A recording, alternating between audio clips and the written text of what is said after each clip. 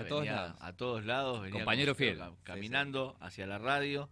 Piola, el día sábado, bueno, un poco con esto de analizar lo que es salud mental, ¿no? Recién lo decíamos ahí, Martín, imagino que se incrementaron las consultas, como así también recién charlábamos un poquito previo a la nota, nosotros esperándote acá con Aloe, que decíamos, ha crecido y lo sabemos que es noticia el consumo de ansiolíticos, antidepresivos y bueno, el ritmo de vida, todo esto de vivir al palo todo el tiempo, trae sus consecuencias. Sí, ¿qué te parece? Creo que haces una buena entrada al tema. A mí me parece que en la pandemia, durante la pandemia y en el post-pandemia, ¿no? Como que se incrementó la venta de psicofármacos, por ejemplo, Mm, y también en simultáneo la automedicación de psicofármacos, mm, lo cual por ahí es un poco problemático, ¿no? Teniendo en cuenta que eh, la medicación de tipo psiquiátrica toda tiene que Bajo receta. estar bajo Claramente. receta médica, ¿no? Lo cual, así que bueno. Entonces, Martín, mirá, ya arrancás y arrancás casi uno abriendo los ojos con los datos que das. Entonces, ¿cómo hace aquella persona para acceder de forma a veces tan liviana a estas recetas para este incremento del consumo de medicamentos? Claro, es fundamental que siempre la persona pueda acudir a un profesional de la salud pertinente, llámese psicólogo o psiquiatra. Eh, en las primeras entrevistas se hace una especie de diagnóstico, ¿no? Y es ahí donde el profesional puede recomendar medicación. En el caso de los psicólogos derivamos al médico psiquiatra porque los psicólogos no medicamos. Y una vez llegado al profesional, al psiquiatra, él se encarga del recetario médico, digamos, ¿no? Para de esa manera poder acceder al psicofármaco. La pregunta era, entonces, si todo lo que se vende legalmente, digamos, por este incremento al que decís vos. ¿Se está recetando más o se está consumiendo más? No podría responderte esa pregunta, demasiado capciosa, porque sí podría respondértela si yo fuese médico psiquiatra, pero sí es cierto que estamos derivando más los psicólogos a los médicos psiquiatras, tanto de ámbito público y privado, y que la otra vez leí un artículo científico que decía que en la Argentina, sin ir más lejos, la venta de psicofármacos aumentó 4 veces más en comparación a antes de la pandemia. Wow. Lo cual habla de todas las secuelas que nos fue dejando la pandemia, ¿no? Donde algunos cuadros por ahí se agudizaron. Recordemos que en la fase más aguda de la pandemia, cuando todo esto empezó, había que estar encerrado. Y el encierro en sí mismo es un generador de ansiedades más de tipo esquizoide, decimos los psicólogos. Así que no es cosa liviana, digamos, lo que pasó. Hubo que sobrellevar, ¿no? Ese proceso. Meses de encierro, ¿no? Claro. Fue muy complicado. Sí. Las casas se transformaron en oficinas, en escuelas, digo, ¿no? Claro. Y después la ansiedad también, ¿no, Martín? Porque lógicamente todo eso que nos generaba la ansiedad del encierro, también la ansiedad de querer recuperar el tiempo perdido, las cosas perdidas, y todo aquello que también eran los grandes desafíos, porque imagino, viste la tecnología, por ejemplo, para aquel que no estaba emparentado con la tecnología, claro, y de golpe le dijeron, bueno, tenés que tener claves, tenés que saber esto, tenés que meterte, tenés que pedir un turno a través de la virtualidad, empezar a convivir con un cambio de paradigma, de mundo, todo eso genera un alto nivel de estrés y de ansiedad. Sí, totalmente. Pienso en los adultos mayores, sobre todo en la gente de la tercera edad, ¿no? Que de repente se tuvo que encontrar frente a una computadora, ¿no? Como vos decís, para realizar todo tipo de trámites administrativos y demás. Y lo cual debe haber sido un proceso bastante difícil para ellos. Así que sí, eso es un generador de estrés desde el vamos, ¿no? Porque no todos están acostumbrados a este tipo de herramientas. Y así que bueno, bastante difícil, si se quiere. ¿Cuál fue el tópico esta semana de la salud mental? ¿Qué temas se abordaron? ¿Qué se hicieron? ¿Qué tipo de actividades se realizaron aquí en San Rafael, digamos? ¿De qué se habló específicamente? Primero contarle a la gente que estamos en el mes de la salud mental y durante el transcurso del mes de octubre se han realizado distintas actividades, insisto, a nivel público y a nivel privado, claro, también. Pero ¿por qué el 10 de octubre es el día de la salud mental, ¿no? Porque esta fecha está promovida por la Organización Mundial de la Salud, ¿no? Con el fin de concientizar sobre los problemas de salud y sobre los trastornos de salud. Así que por eso es que se conmemora esta fecha, el 10 de octubre. Por ahí mencionarle a la gente de qué hablamos cuando hablamos de salud. Sin ir más lejos, la Organización Mundial de la Salud define salud como un completo estado de bienestar físico, social y psíquico. Es decir, que lo psíquico también es una pata fundamental del trípode, digamos, ¿no? Así que, bueno, y no solamente la ausencia de enfermedad, digo. A mí me parece que afortunadamente, después de la pandemia, la gente se ha tomado más en serio la salud mental. Y sí, como ustedes preguntaban recién, se han incrementado las consultas en los consultorios, en las instituciones públicas también. Así que eso, bienvenido sea, ¿no? Porque la salud mental, hay mucho mito. Dejó de ser tabú. Dejó de ser tabú. Esto de, estoy loquito, no voy a ir al psicólogo porque ya me van a decir que estoy loco, no, esta cuestión de me da miedo por un lado cuál va a ser el diagnóstico y por otro lado también me da un poco de vergüenza, ¿no? Contar que, bueno, quiero ir a hacer una consulta, analizarme, charlar en este caso. ¿Cómo es la consulta para aquel que nunca fue, por ejemplo, al psicólogo, Martín? Aquellos que nos están escuchando dicen, yo tuve alguna vez... La intención, me lo han recomendado, pero no me animé. ¿Cómo es la consulta con un psicólogo? Bueno, primero, para responder la primera parte de la pregunta, coincide en esto de que hay mucho mito en relación a la antesala de la consulta. De esto de que el psicólogo es para locos, que el psicólogo medica, que etcétera, etcétera. ¿O qué te va a decir si te lo puede decir un amigo? Claro, exactamente. Hay como... Por eso es tan importante hablar de salud mental, para ir derribando todos estos mitos. Porque muchas veces las cosas después terminan muy mal, ¿no? Cuando no se hacen las consultas a tiempo, ¿no? Cuando no se toma el toro por las astas, digamos, claro, ¿no? Y se aborda el problema, ¿no? De distintas aristas. Pero bueno, primero, generalmente te cuento cómo es mi experiencia en el consultorio. Yo recibo un paciente en la primera entrevista, que es la que nos sirve como brújula, digamos, ¿no? Siempre en la primera entrevista prestamos mucha atención a lo que trae la persona a la consulta, intentamos indagar cuál es el motivo de la consulta, ¿no? Entonces, de alguna manera, la primera y la segunda entrevista son preliminares, digamos, más bien de diagnóstico. Por eso muchas veces la gente dice, pero fui 2 veces y el psicólogo ni hablaba. Se suele decir, ¿no? Claro. Pero estaba callado. Son muy de escuchar, claro. Claro, porque sobre todo las primeras 2 son de diagnóstico, sí, exactamente.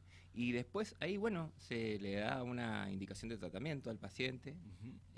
Compartimos con el paciente por ahí apreciaciones más finas y le damos la indicación de tratamiento. Es decir, si tiene que venir al psicólogo, si no es necesario, con qué frecuencia tiene que venir, ¿no? Se establecen los honorarios, ¿no? Lugar de trabajo, tiempo, duración de la sesión, digo. Pienso que vamos al psicólogo, comparto, ¿no? Cuando estamos en un problema o nos sentimos en problemas, ¿no? Por lo general, ¿no? ¿Y cuál es la recomendación, Martín, digamos, en tu caso? ¿Vos pensás que deberíamos consultar al psicólogo más seguido para entablar esta charla, para consultarle de cosas que por ahí hablamos con los amigos, pero siempre hay una justificación también, ¿no? ¿Cuál es la diferencia entre un amigo y un psicólogo? Para sacar ¿no? También este mito que hay, dice, no, yo me junto con un amigo, hablo 2-3 horas, me como un asado, tomo una copa de vino, charlamos un rato y ya está. El problema pasó. Me quedo con lo que me dice mi amigo y para eso no hago la consulta con un profesional. ¿Qué pasa ahí? Tiene su pro y su contra esa situación. Ajá. El pro sería, digamos, que la persona puede hablar, puede poner en palabras lo que le está pasando. Y se eso abre más a contar. Claro, y eso desde ya podemos pensar que ya produce un alivio, digamos, ¿no? El poder contarlo, el poder ponerlo en palabras. Pero la diferencia con un profesional de la salud, pertinente, matriculado, con recorrido académico, es más recomendable, ¿no? Porque el problema se puede abordar desde distintas aristas, ¿no? Con otro nivel de responsabilidad y de compromiso, ¿no? Así que me parece que es más complejo y es más recomendable que la persona pueda consultar a un profesional de la salud mental. Por más que después no sostenga el tratamiento, por más que después se vaya. ¿Pasa mucho eso?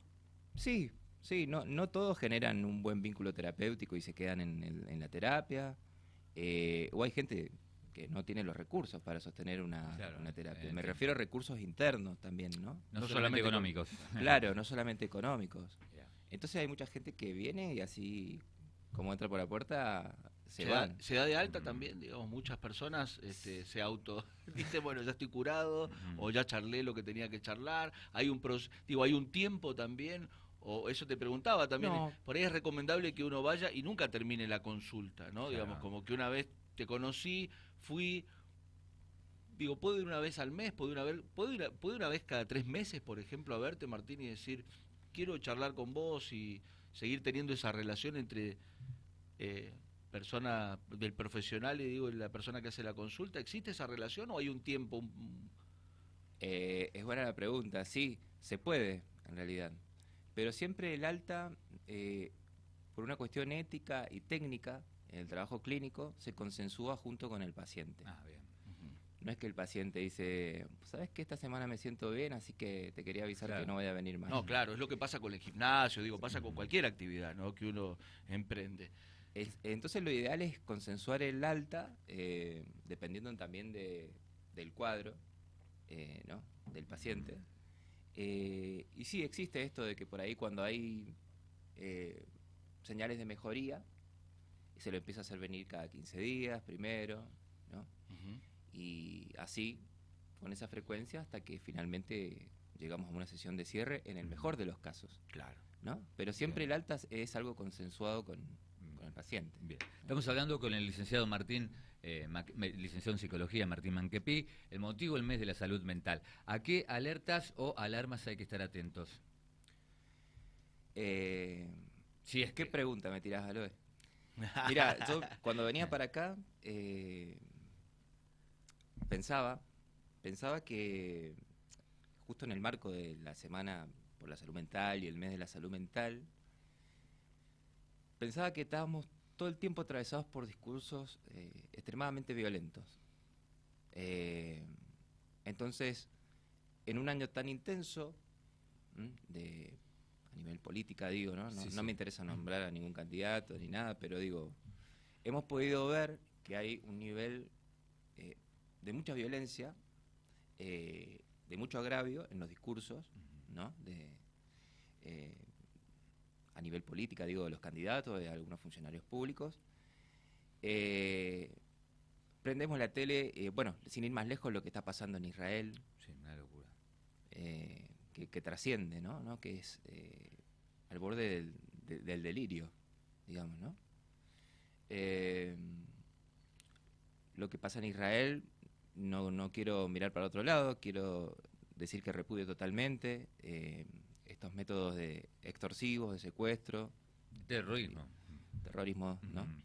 Ya sea por cuestiones religiosas o geopolíticas, pero me parece que los psicólogos siempre somos promotores de derechos también, así que lo que está pasando es una barbaridad. Claro. Me parece que los fanatismos nunca deben corromper la paz y mucho menos afectar a los ciudadanos civiles, digamos, ¿no? Nos hace mal, ¿no? Digamos, a nosotros como país convivir permanentemente, vivir en esta grieta, ¿no? En esta cuestión todo el tiempo de que ante cualquier opinión, ya digamos, estás en un lado o en otro, ¿no? Y perdemos esa posibilidad de tal vez inclusive ir transitando un camino en el cual nos permitimos cambiar de opinión, ¿no? Parece que no hay posibilidad de cambio de opinión, ¿no? Todo va tan rápido. ¿Y esto qué es lo que es un síntoma de algo que nos pasa mundialmente, ¿no? Imagino, ¿no? Esto no es un síntoma de la Argentina, no es una cuestión de la argentinidad. Exacto, yo creo que esto responde a los ritmos de vida con los que hoy se vive, digamos, ¿no? Donde el dinero es todo, te pregunto, ¿la consulta va por ese lado? Martín, estoy muy estresado porque no tengo trabajo, porque no Sí. encuentro futuro, porque no voy por acá. ¿Cuál es el tema principal de la consulta? Los problemas Martín? de dinero generan estrés Mm, y angustia. Es indicador de tratamiento. mm.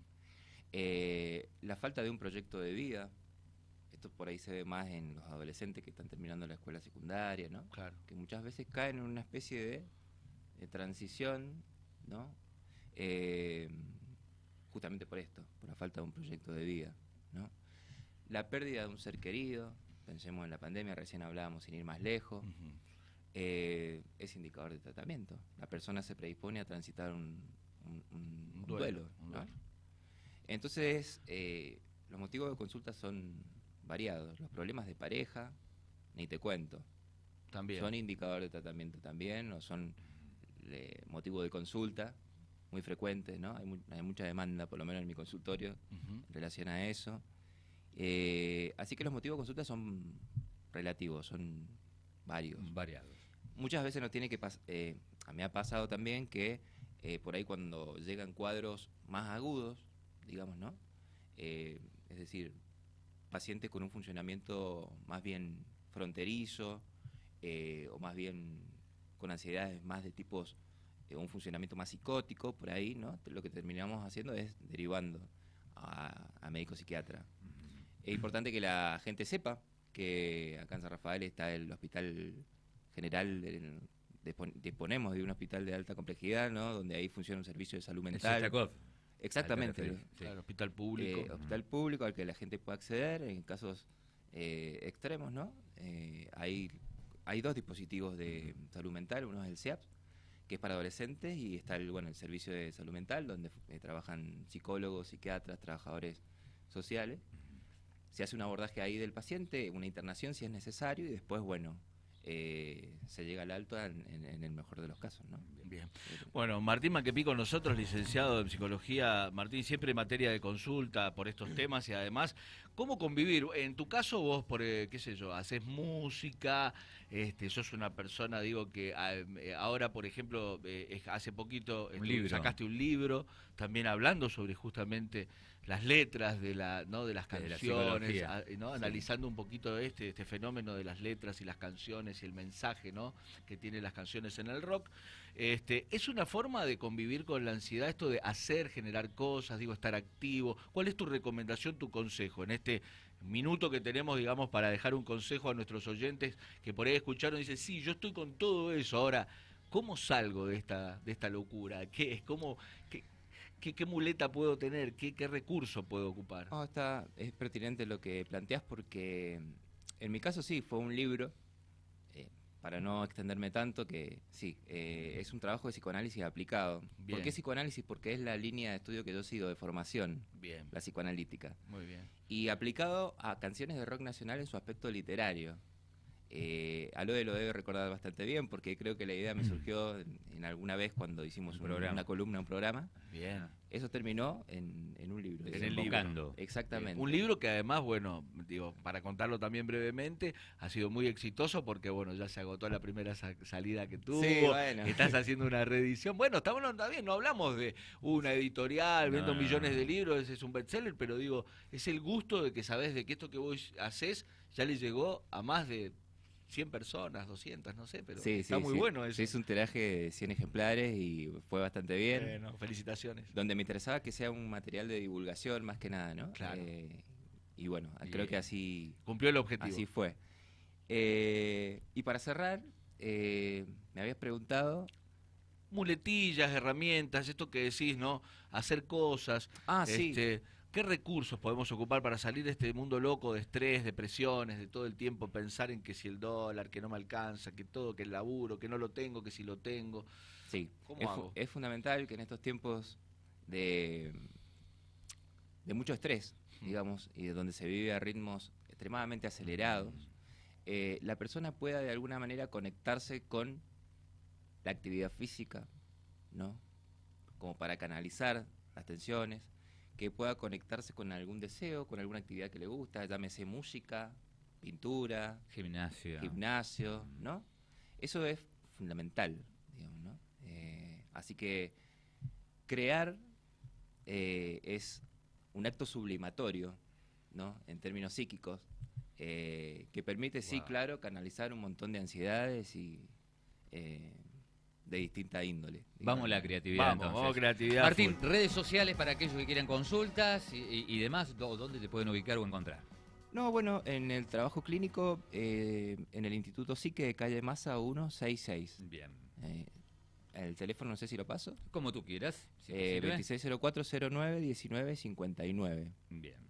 para el que esté interesado en realizar alguna entrevista. Cómo no. Muy bien. Te agradecemos mucho, Martín, ¿eh? A ustedes por la invitación. Buen fin de semana. Decí lo que quieras. Hasta las 12. En Dial Radio TV.